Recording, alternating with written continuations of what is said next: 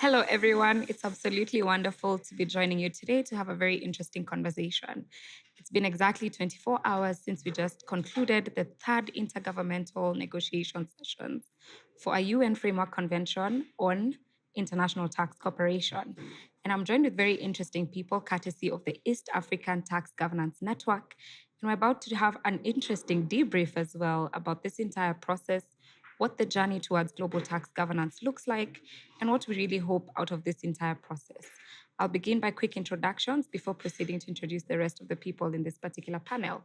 My name is Lurit Yugusuk, and I am a policy analyst who heavily focuses on policy communications and advocacy design to ensure that civic participation and public participation in different processes is well informed and in a manner that people are able to understand it as simplified as possible. I'll give it to Riva to begin us with a quick introduction. Sure, thanks, Lurit. My name is Riva Halipa. I am the researcher and advisor on taxation and human rights with Amnesty International, and I'm happy to be here. Thanks, Lurit. Thanks, Riva. Allan, over to you. Thank you, Lurit. I am here as Allan, the team lead at Youth for Tax Justice Network, but I'm also the regional focal point for the FFD Youth and Children's constituency within the UN Major Group for Children and Youth. Yeah, I'm glad to be here. Glad to be in Nairobi. You.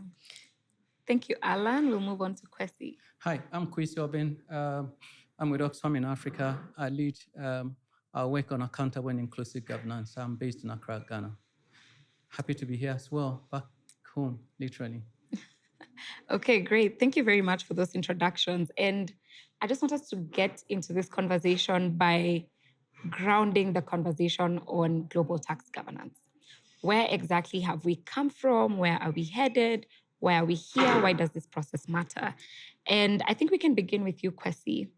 And really, what does international tax cooperation mean in the first place? Why are we even here? Well, I mean, to start off,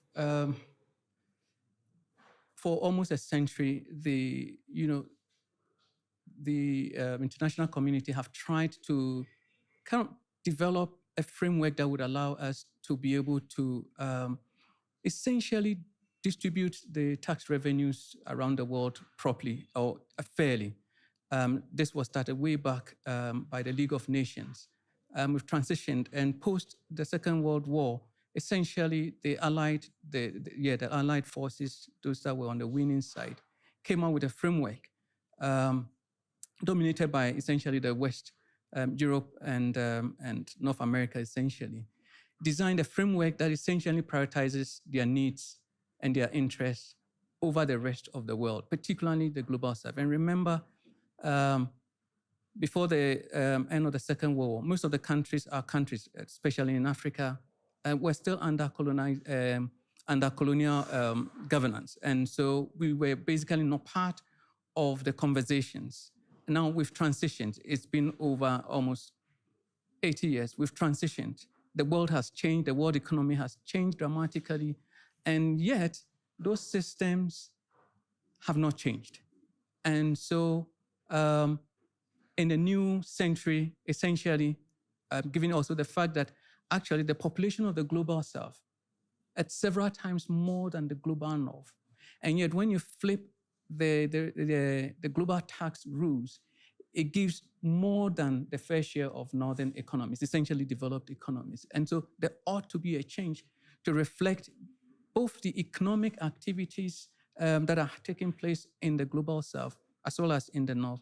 And then also the recognition of the fact that countries have since, we've moved beyond, being hewers of wood and drawers of water that countries were under when those structures were put in place back post the Second World War. So essentially, that's the kind of the long history. But I think just to conclude with this, 10 years ago, particularly during the culmination of the Sustainable Development Goals in 2015, I think civil society and many global south countries saw the need for us to press for a change in the global, basically the international financial architecture, to allow us to be able to optimize our capacity to raise resources, to fund the Sustainable Development Goals. And so 10 years into the implementation of the Sustainable Development Goals, here we are still trying to figure out a way to correct the wrongs of the last 80 years to ensure that we're able to fund our development and move our population into the 21st century. So that's just a bit about the background to where we are today. Okay, thank you very much for that. I think it's very interesting to hear that perspective of what global tax governance has really looked like, what the entire process has also looked like in terms of how the financial architecture has been designed all the way from, let's say, the 1960s until today. And we can see clearly that there's so many changes that are coming up in terms of conversations around sustainable development, conversations around revenue, mobilization, and even just how we are pushing for our various development priorities. And this is very much focused on how we govern our tax systems, how we ensure that they're working for our people. And Riva, I just want to come to you as well and looking at how we've had a very interesting journey since 2024 pushing for this particular UN tax convention and thinking critically about how it's going to work for the global south and the different countries. What are your overall perspectives about it, and how would you want people to understand this process? Sure. Thanks, Lurit.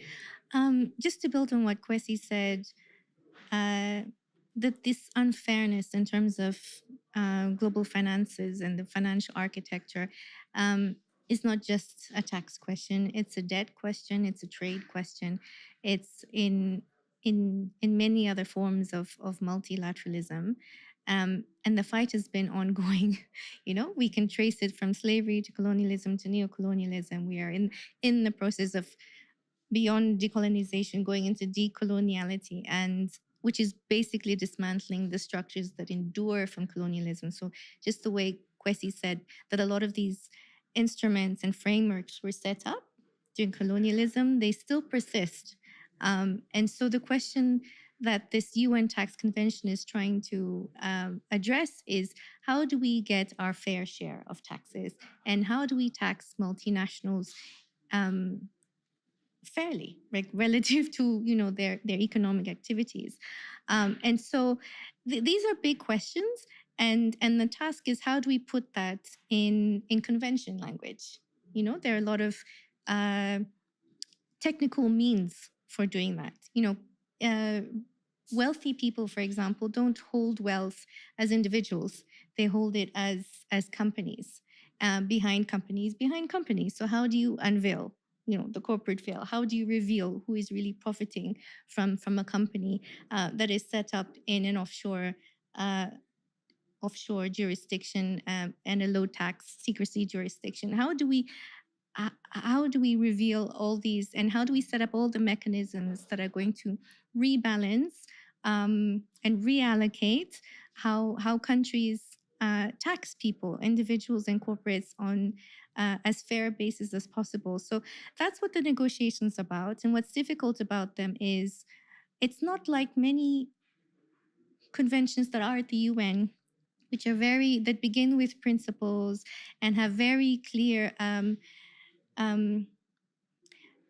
very clear articles that people understand. This is not your average human rights convention. It is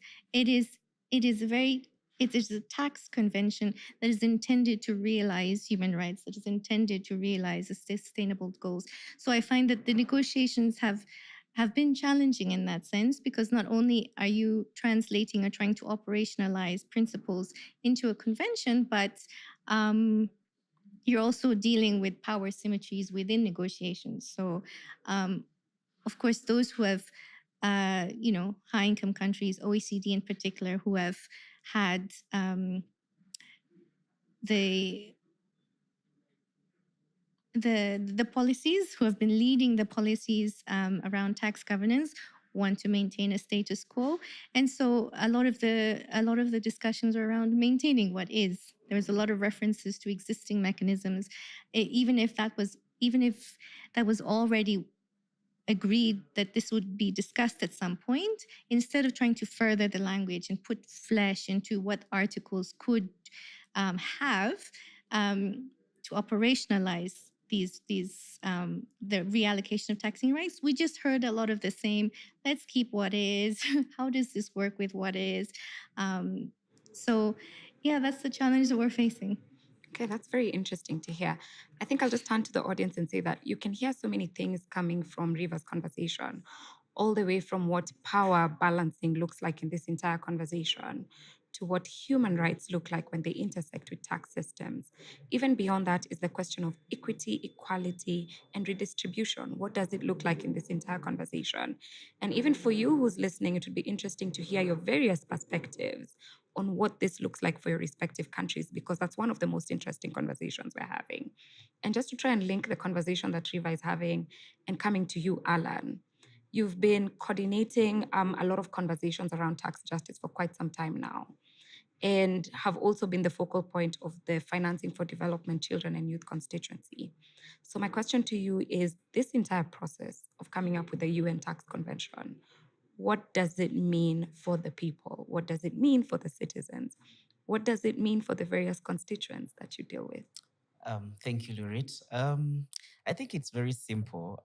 We are at a time where we are responding to various, I will call them challenges or crises, or whichever way you look at it. From here in Africa, we're looking at issues of unemployment, of forced immigration, of peace and security. You go to Europe, you're finding affordability issues, you're finding student debt, basically there's quite a lot that is happening because states are not being able to deliver on their core mandate, providing certain services or certain environments where people can thrive, where people can. And if you look, for example, even in the US, even where in the global north, where someone will say, but I work 3 jobs, but I can't pay rent, I can't, I choose between medication and food or something like that. So I think we're at a point where we are facing multiple crises, and whether it's climate induced challenges in whichever country you could think about, small islands, countries, and all that. So, and all those challenges, if you look at them, and that what River was talking about, is that they stem from a fact that states, whichever state you look at right now, are not really doing what they're supposed to do to facilitate people having livelihoods that they're supposed to have in a century or in a time where we've seen the most wealth created, where we've seen the most prosperity created, where we've seen the best technology created. So the question would be that with all that advance, why are we still not being able to afford basic life as young people? Where you don't have a job, you can't afford a meal, education, you're in debt. So, and when this conversation then comes in, then the question is, and it would also came in when we're doing advocacy around budget advocacy, especially me where I came from. You'd go and say, we need resources in this, we need resources in this. Then governments will say, we have infinite demands. The resources are finite. They are very limited resources. How are we supposed then to put them everywhere so that everyone benefits? So then it meant that we had to look at the side of how then do we get more resources? Where is this money that everyone is looking for? If you look at the dominant, for example, conversation that was dominant in the US election was issues of debt, issues of affordability, the economy. When we come to Kenya here, we had issues around the finance bills. Every time you feel the government in your pockets, the question is, how is it that I'm feeling it on the side of taking away and not it may be reducing on some of the challenges or working on some of the challenges that we're having. So it came to that the question then became, where are all these resources? How is it that, and well, maybe what I would like to add on the global side is that when this conversation started, it was meant to look like it's only countries in the global south that are losing money due to some of these illicit financial flows, tax havens, and all that. True, we lose the most, but even our counterparts in the global north realize that you're having billionaires, but the money is not coming in like the way it's supposed to be. Even though even though for them they benefited from systems like slavery, like colonialism, and all that. But even them now, they're having the same challenge. And they are the same perpetrators. They are the same companies that are polluting. They are the same companies that are um, benefiting from tax havens. They're the same companies. If you look at who is mining where and not paying their fair share, most of, especially they are the same companies. And I was seeing something recently. One of Congresswoman from the US was attributing 40% of the growth of their economy to just 7 companies. So in the books, you're saying we're having economic growth. In our countries, they are seeing 6%, 7%. But in actual sense, if you look at your sort of quality of life, it hasn't changed. Actually, it's becoming worse. So I think that's then where different constituencies are coming in, different young people, whether you're dealing with student debt in Europe, whether you're dealing with unemployment here in Eastern Africa, whether you're dealing with forced immigration in the Sahel, and whichever problem young people are dealing with, I think we can be able to connect that problem to states being able to require resources to finance and invest in sectors that are critical to our well-being and us developing our livelihood. So it became a conversation that we could not avoid anymore, because every time we would say we need money, the question would be, where is the money? So with a lot of work that has been ongoing, we've identified that actually there are resources. We are not getting them because some countries have either become tax havens or they've facilitated multi-corporations not to be able to pay their fair share of tax, or that there are systems that we inherited that initially were extractive systems. We just took over them as countries, and then they still perpetuate the same sort of problem that we're having. So what is then happening is that then we say we need to have a look at this whole system. And the idea is that anyway, they are the same perpetrators, we are the same victims in every circumstance. So we had to come on board and see how we can be able to have this conversation and see how we can then change the rules that govern taxation, basically, or govern revenue mobilization at this level. Yeah, so that's how I would say that's how we are connected in all this. We are the victims, and they are the same perpetrators. So we have to have our voice on this table. Okay. I think I find something very interesting in the 3 of your various contributions to this conversation, and is that we're moving from a system that has been very extractive for a very long period of time, and we're trying to get into a system that actually works for everybody. And the real reason is because we face the same problems. And the problems are actually hurting our fiscal space to a point where we cannot meet critical demands that either contribute to human development, contribute to national development, and even just contribute to financial development in general. And this is intersecting with critical issues that are happening right now, from the debt crisis to the climate crisis, and so many other intersecting issues that we need to think about. But very interesting in your conversation, Allan, the global south and the global north are actually facing similar problems. So it simply means that we actually have to find some kind of grounding to move from a system that does only works for one side and find one where each and every one of us is able to benefit from the entire system. Now, I want us to shift gears a little bit to what just happened over the last couple of days, and that is the 3rd intergovernmental negotiation sessions for the UN Tax Convention, which has actually happened in African soil for the first time. And before we even get into the nitty-gritties, I just want to hear what was the most interesting part of these negotiations for you. I don't know who exactly to start with, but I'm thinking of picking Riva first and then Ladies Kwesi. first.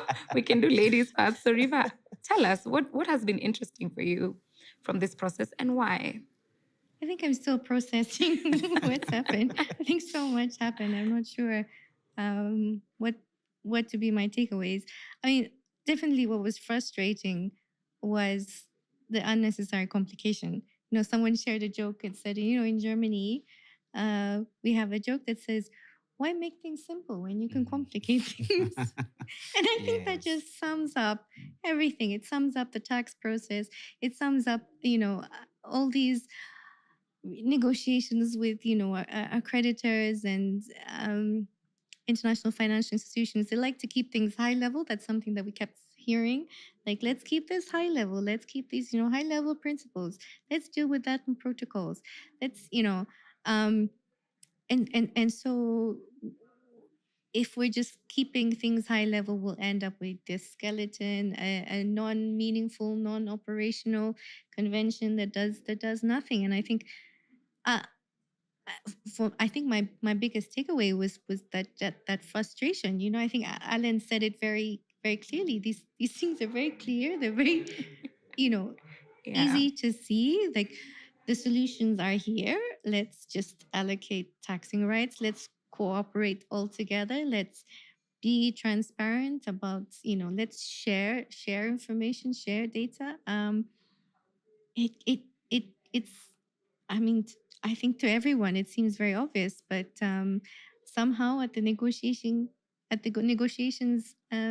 we just got tied up in technicalities and, calls for high level principles. Yeah, for me that was my biggest takeaway and frustration. Okay, Kwesi, how Well, about you? so for me, quite a number of things, but I'll try and stick to one. But just to hark back to the earlier segment of our conversation, I mean, remember that we're dealing with, as I think Allan or Riva said, we're dealing with power asymmetry. Essentially, we're trying to reorder. And the thing is that there's been a group that's been the dominant force all around all these centuries. And so for me, going into the conversation, it was obvious that there'll be a lot of resistance and pushback. And of course, as expected, that was not disappointing. But for me, what really I thought stood out was the united front that Africa presented. I mean, we had by far the largest representation from the continent, and they spoke with a single voice, and they pushed back each time. And not only that, they spoke calmly, they spoke intelligently, and they negotiated, I mean, unlike any other forum we've seen. And that, for me, I think it's my takeaway that Africa remains united around this fight. And I think that we definitely would win this fight.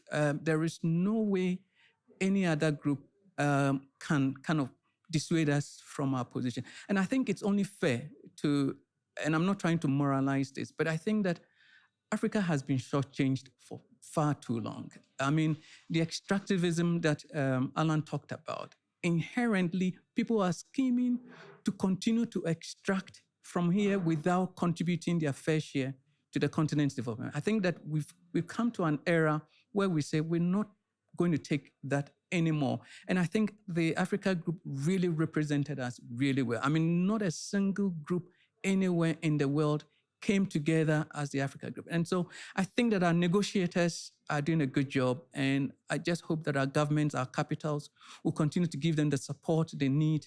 And then also, of course, the support that civil society has been providing would remain available so that, our negotiators can get the best deal we possibly can secure from.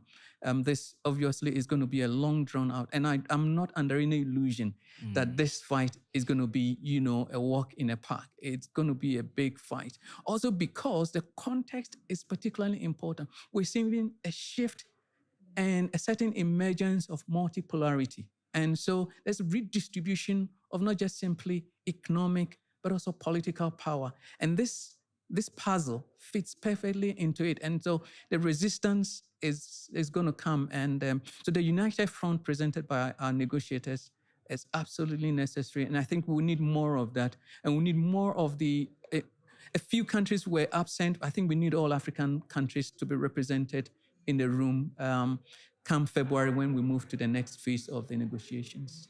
Okay, very interesting. Allan, do you share the same sentiment? Yeah, actually, I think basically most of what I thought I would say has been said, and maybe to just build on the expectation that there would be resistance. I think it's something that the African group prepared for, the African civil society prepared for. If you remember, during the terms of reference, almost the entire EU abstained, so they weren't for, they weren't against, and that was because they didn't get most of the things that they had wanted to get within the system. And again, like Kwesi said, for them, the system still works as they intend to. River said we still have references and we had them, existing mechanisms. Let us make this more efficient and more um, effective, and the question is who has been making it not to be efficient and effective. Yeah, but I think for me, to add on what has been said, is having a framework, that a convention that we can actually also link to the very many things that have been happening. And it was, for me, what was very interesting is that it was happening as COP was also happening in Belem. And basically we're having the same conversation, two faces of the same coin.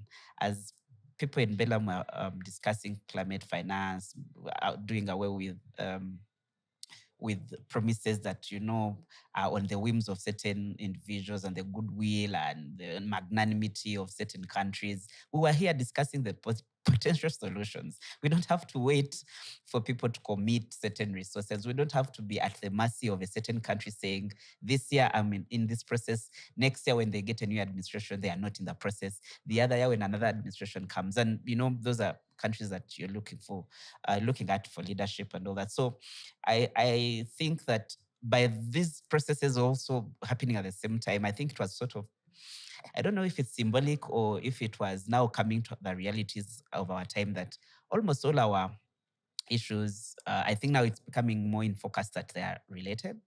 And for me, I think the big takeaway is that we also, for the constituents where I've come from, that we had more stakeholders coming in to also engage. You know, initially, when you look at one of the contentious issues around capacity building, if you looked at the people that were in the room, there was so much capacity from civil society, academia, young people, activists. And they were giving the support that the countries needed to do the work that is supposed to be done during this process. So for me, I think that's indicative. And of course, when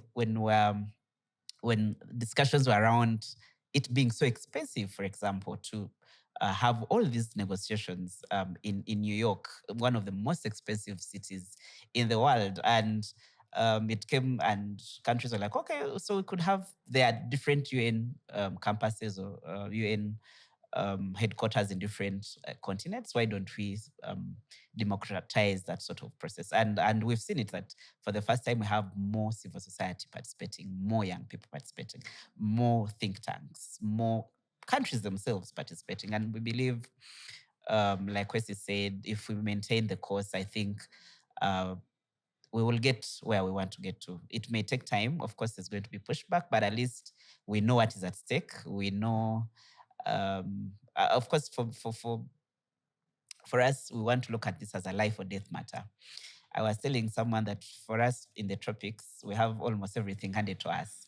The sun is good, the Soil water is is there, and good. all that, yes. But for a country where they won't get their coltan to power their batteries in winter, they die. So for them, it's a life and death matter. They have to extract all the value they can. If they don't, they die. Literally, they die. So I think even as those should be the states, those should be the stakes that we need to get resources. It cannot be for a few people to prosper in a century where there is abundance of everything.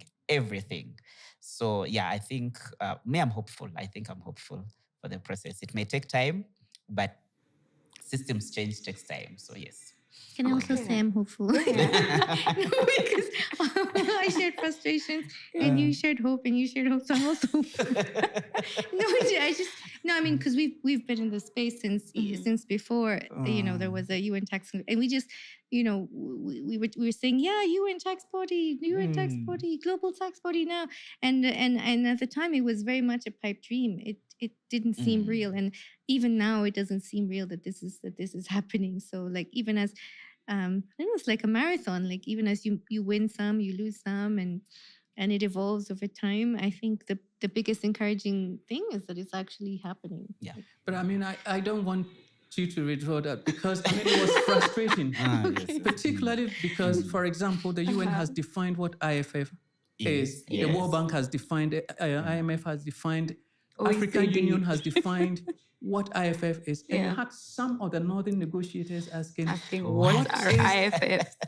I mean, Yes. you can see that for some, it was just a deliberate effort to frustrate the process. And so I come back to the thing that, of course, that phase of the conversation was very disturbing, given that this is supposed to be a serious space for serious negotiations. But I think the global South, negotiators, the Africa Group, India, China, Bangladesh, all took it in their stride. And I think that they responded really, again, I think the response was tough, but then also they kept us on track. So they were not distracted. And I thought that was smart. They did not fall, because that was a trap to get into a rabbit hole. Yeah. And basically they scattered around that. And I thought that was a smart move. But I think for me, frankly, I think that we're on track. And I'm looking forward to February, the next round of the negotiations. I think we can expect more fireworks, given what we've seen in Nairobi. Yes. Okay. Kwesi, I can hear you talking about February. What's happening in February? Well, in February, we'll have the fourth round of negotiations. And so on December 5th, countries and all stakeholders are expected to submit their thoughts, their positions on the convention, as well as workstream 3. And then we would have to revisit a full session of the negotiations in February, basically a continuation of where we've left off in Nairobi. And remember, the deadline is for us to come up with a convention is 2027. So we don't have a lot of time left. So that's why so that's essentially what's going to happen in February. It's not going to happen in Nairobi. It's going to happen in New York, the most expensive city. But yeah. Okay. And Riva, we're heading into that new phase of negotiations coming up next year. How do you think we should prepare for it? I think there's so many ways. I know some of us are deliberately, directly speaking to our representatives, making submissions or asking them to make submissions around the convention, but then even as civil society coming up with our own. We did make one, but there's still room to elaborate on it and make it more robust. There's also just kind of popularizing and simplifying the message so people understand, Allan has been doing what tax means. I think it's become, I think budget issues and finance have become a lot more popular in public spaces. And so it's just, getting more people interested, invested. And it's that kind of interest that brings negotiations to Africa. It's that kind of interest that allows civil society to be in the room, that allows greater participation, greater transparency, and also just dovetailing and interacting with the different processes. We brought these issues up at the fourth Financing for Development Forum in Sevilla this year. There were interrelated, conversations between the tax negotiations and COP. These are all intersecting, interrelated causes. Taxes finance everything, including climate finance. So we need to all be united. So I think there's a broad array of ways that we can continue to invest in our collective future. Yeah. So Allan, I'm now moving on to you. And as we head into 2026 for really the next phase of negotiations, what do you want to see out of that process? Well, I think, of course, is to maintain the momentum. I think, like Kwesi and Riva have said, we now just need to keep the foot on the gas. I think that's what I can say. And to do this, we'll have to keep this conversation in all spheres of public life. Let me put it that way, because it's one thing to, for example, to go for an AU meeting on peace and we say monies that would have been put to invest in technology, for example, in our economies, to invest in education and all that. We are using it, for example, to buy arms. But who are we protecting ourselves from? Who are we So it's taking away. So I believe we can have or connect the nexuses and the linkages to almost every sphere of life, so that our negotiators, our governments, our politicians, wherever they are, they see and hear the same message. And I think that's what got us to where we are right now. 10 years ago, 5 years ago, issues of illicit financial flows, issues of, aggressive tax avoidance and all those things, they were considered technical. But these days, even when you're discussing reforming multilateralism, one of the antidotes, I'm talking, for example, the G20, when they're talking about, now these are conversations that now are coming up everywhere. You have to talk about the global financial architecture. You have to talk about how do we change, for example, the debt, the global debt architecture and all that. So the idea, I think, for me is to keep the momentum. And how we do that is that we have this conversation in every space that we are in, whether it's music, whether it's medicine, whether it's with peace and security. And for the simple reason, because if we fail on this side, none of those is going to really be able to amount to what we want it to be. You could look at the Millennium Development Goals. We had those goals, they came, they went away. Why? Resources. In 15 years, we told ourselves we would have, and even have an entire SDG 17 towards, partnerships for development and all that. So as we're talking about everything else development, I think we should be able, or we should be talking about why we need to have fair allocation of taxing rights, to have that sort of revenue, so that governments don't cut funding where they need to put it, so that governments have the resources they need. And especially in this era that we're in, to invest in sectors that are critical to human development. And you can imagine where, for example, we've been having a bad situation with unemployment, and then you have AI that is making it worse. So, but you're not investing in alternatives. You're not, where countries are talking about basic personal income, or, credit and all that. You can't do that because you don't have the resources to do that. So me, I think what I would want to see is that we maintain the momentum. I would also want to see more constituencies, more movements joining in.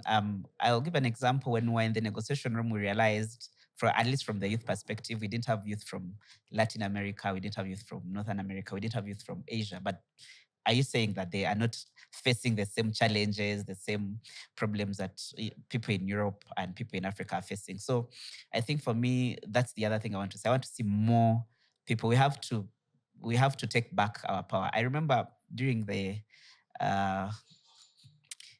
when Kenyan youth were taking back their power, someone said something that was interesting. She said they had delegated their power for MPs to work for them. Since they didn't, they were going to come and do group work. And it reminded me when we were doing group work, and you contribute what you think should be the solution to the challenge that you've been given. I think I would like to see more young people, more movements, more trade unions, more everyone coming to do group work with our negotiators, so that we have a framework convention that works for all of us. Yeah. Okay. More engagement with the negotiators. Interesting. So I'm about to bring this conversation to a close, but I have one interesting question for each of you. So you have an opportunity to tell your negotiator one thing, just one thing, to actually keep them motivated through this whole process. What would you tell them? Kwesi, should I start with you? Well, so I mean, it's hard to choose, but I'll respond to your question shortly. But one of the things I think worth pointing out from this process is that when we speak as Africans together, for me, the room represented a Pan-African voice. When we work together, we're irresistible. I mean, nobody can push us back. And I'm raising this because I remember the COP in Durban, I think it was COP 11 or so, when, the famous principle, common but differentiated principles, were decimated essentially by a pushback from the global north, who simply wanted to abdicate their responsibility for having polluted, and destroyed essentially the climate. And now today we have pledge and review, essentially, which means that it doesn't matter how much you've polluted historically, just do whatever you think you can. And countries that have contributed the least are having to shoulder more than their fair share. So essentially, we're just flipping the coin and saying, no, not anymore. We have to get our fair share of the taxes due us to fund, the mess that's been created by way of, climate change and underdevelopment.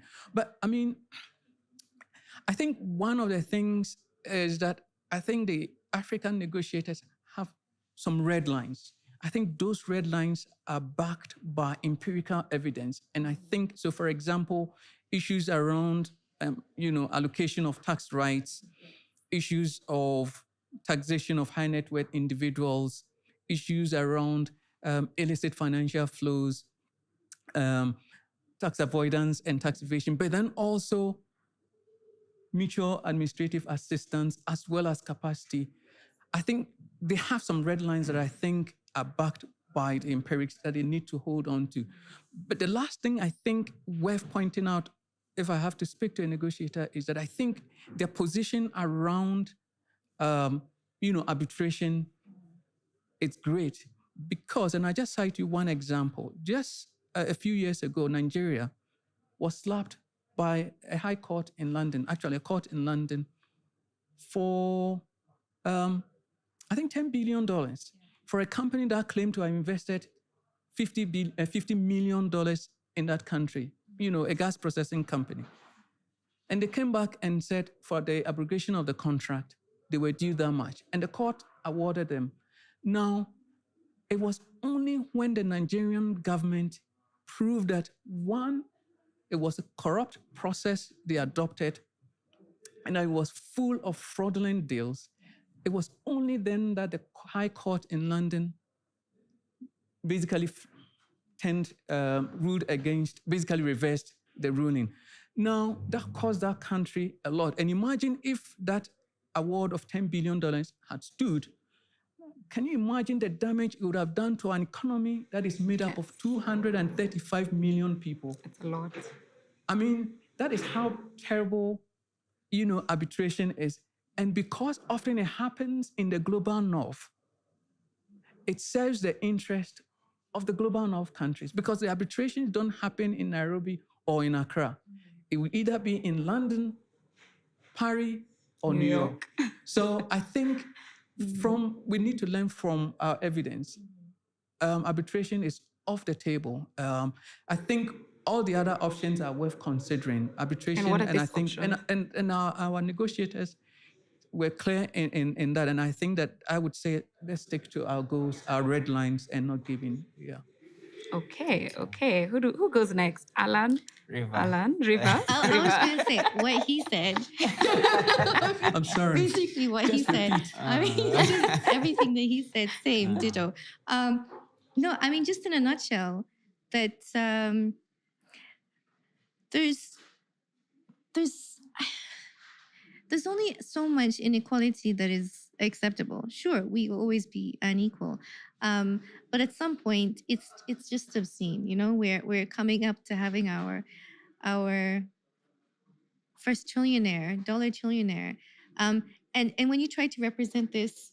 Forgive my example in rice, I'm Asian, but like someone tried to represent it in terms of jars of rice, and it was like 100 jars of rice relative to, a pinch. That's what a trillion looks like.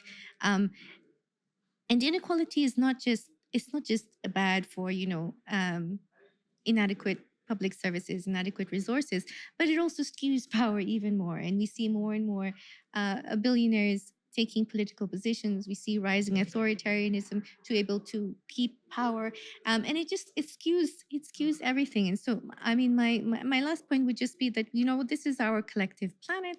This is our collective resources. This is we are in this earth together, and yeah, we need to make it work for everyone. There's no need to have that level of obscene wealth, which is happening through avoidance and evasion, and yeah. Okay, Allan, it's your turn now. If I was to, I think, I think, like I said, for me, first to talk to our negotiators, is to say that yes, we should keep the leadership. I think Christy talked about it. we have to remember that from the General Assembly, from the resolution that actually brought us to this process, most countries were, especially those in the global north, were opposed. They didn't vote for this, but it passed anyway because we were united. We started the negotiations around the terms of reference, certain things like decision making, even the decision actually to negotiate two protocols at the same time as negotiating a convention. It was basically to derail the process, but of course, uh, because of the red lines that Chrissy talked about, we had to say, okay, we'll have the convention, but also have these other sort of protocols. And one of the other protocols that were mainstream, though, was being pushed around, the one on disputes. We saw how the conversations around that went. But I think to our negotiators, I think we should keep the leadership. I think a lot of things have happened because the African group has said or not said things, or has done or not done things. I think um, um, we need to maintain that leadership, but also we can also commit to our negotiators, that us